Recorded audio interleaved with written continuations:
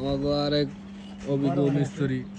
এটা তো অ্যাঙ্গেল দেওয়া কাঠের উপর থুয়েছি আরো 5 বছর আগে। পানি ছোঁয়া হে কি হবে ভাই? ওই জায়গা পানি ছোঁয়া আর গাইলে আনে তোরে ঠিক করে কন্টাক্ট দিছে আমাকে দুইজনকে।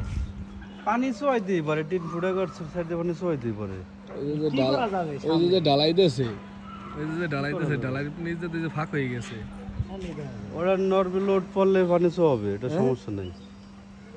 লোড পড়লে তো পানি ছোঁয়াবেই। আর ওটা কি বুদ্ধি কিভাবে ঠিক করা যায়?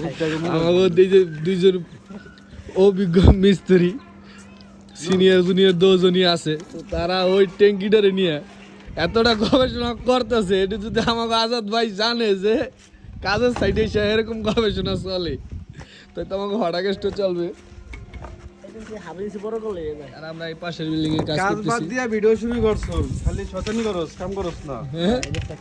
ভাই আপনি তো এই ভিডিওটা তো ফেসবুকে আপলোড হবে, আপনি কি জানাইতে চান যে আমি এই কাজ বাদ দিয়ে আমি এই যে ভিডিও করতেছি? কাজ বাদ দিয়ে তো ভিডিও করতে আসছো। হ্যাঁ, কাজ না করলে খালি দিনভর ভিডিও করবি আর কাজ সেটা কি করতে দেখি বলে।